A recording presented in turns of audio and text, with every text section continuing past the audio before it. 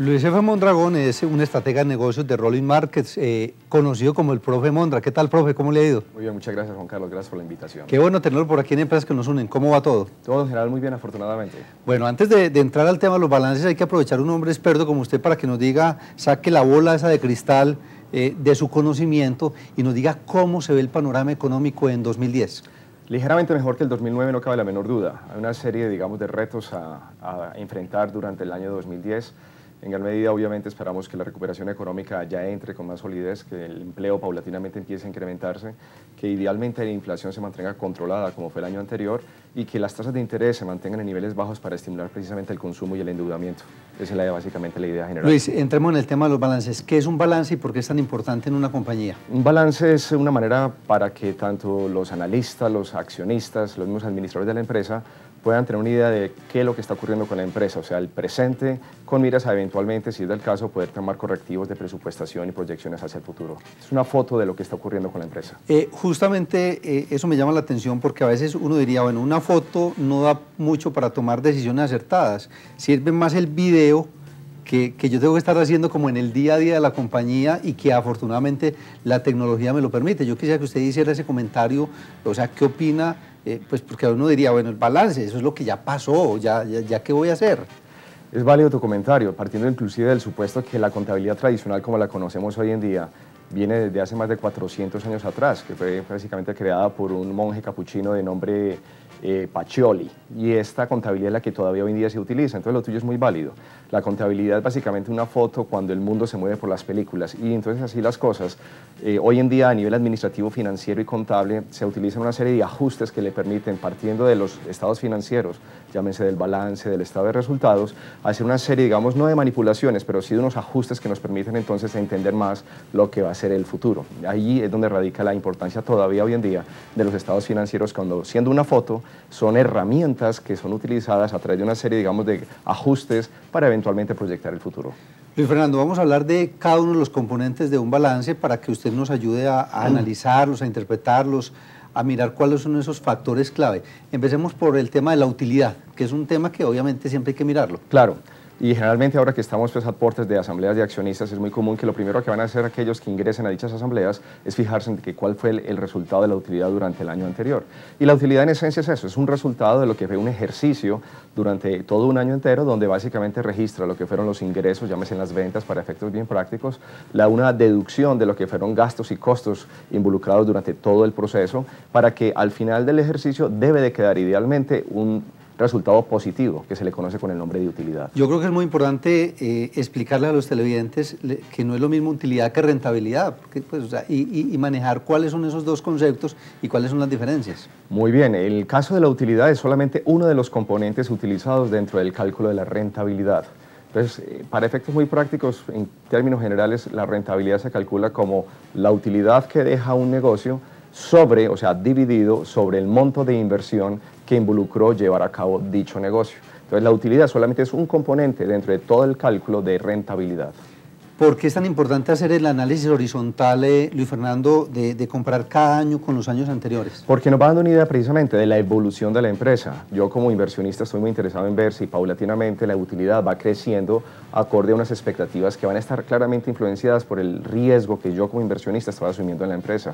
Entonces, idealmente lo que yo quiero en el análisis horizontal, lo que se hace es que se compara la evolución, cómo fue el resultado de este año versus años anteriores. E idealmente, lo que quisiera ver es, por ejemplo, que en las ventas el incremento sea gradual y siempre al alza, que en el caso de los costos ojalá sean muy estables y con tendencia a la baja, de tal forma que como resultado la utilidad presente un crecimiento continuo. Ahora hablemos del tema del endeudamiento. El endeudamiento es de lo más crítico a nivel de un análisis empresarial, ya que el endeudamiento tiene unas fortalezas o beneficios que le trae el empresario. Generalmente se habla que el estar endeudado en esencia lo que hace es que me mejora mi rentabilidad como accionista, pero eso no es gratuito. Todos sabemos que en la vida todo tiene un costo, entonces en la medida que uno se va endeudando hay que pagar unos intereses y es ahí donde el endeudamiento hay que mirarlo con lupa. O sea, es muy válido que uno debe endeudarse, lo que no es válido es endeudarse sin haberlo planeado. Entonces, así las cosas, el endeudamiento nos da una idea de cuánto del total de los activos está financiado vía acreedores. Y es muy importante desde el punto de vista de rentabilidad, porque cuando uno se endeuda, son recursos que son más baratos que el dinero que le están aportando los accionistas a la empresa. Claro. Y por ende se acude a la deuda. Es como cuando popularmente se habla de trabajar con la plata del mister, porque son recursos relativamente más baratos y eso lo que hace es que potencializa la rentabilidad de yo como accionista en la empresa. Pero hay que mirar la capacidad que tiene la empresa para generar recursos, o sea, liquidez, caja, con la cual pueda eventualmente cumplir con esas obligaciones que ha adquirido para con los acreedores. Luis, ¿cómo sabe uno hasta dónde se puede endeudar? En esencia es un trabajo que tiene dos importantes aspectos. Uno, lo que llamamos la mezcla óptima de capital, que es más o menos un porcentaje de deuda con inyección de capital hecha por los accionistas, que se denomina patrimonio. Eso está muy asociado a unos costos. Generalmente el más barato endeudarse que acudir a los accionistas para que le inyecten capital. Entonces ese es el primer aspecto, una combinación óptima de costo. Pero el más importante es la simulación que me permite yo, como empresario, poder entender si mi capacidad de generar caja es la suficientemente holgada para con la cual pueda eventualmente cumplir con el compromiso de pagar intereses, pero adicionalmente abonar a esa deuda que tengo como empresario. Hay unos indicadores empresariales que son muy interesantes y que hay que analizar muy bien porque tienen que ver como con la optimización de la operación. Estoy hablando pues del manejo de los inventarios, cómo está mi rotación de cartera, cuáles son mis políticas de pago con los proveedores y cómo va esa relación. Eso hay que ponerle mucho cuidado definitivamente. Claro, tienes toda la razón, Juan Carlos. Una de las situaciones o al menos aspectos más importantes a nivel empresarial es vigilar lo que llaman la rotación de activos, o sea, ese dinero que en primera instancia fue efectivo, que luego se transformó, digamos, en materia prima. Esa materia prima con el input, o sea, con el trabajo de la fuerza o la mano de obra, con la ayuda, digamos, del equipo, eventualmente se transformó en un producto final que tarde que temprano la idea fue vendérselo a mi cliente.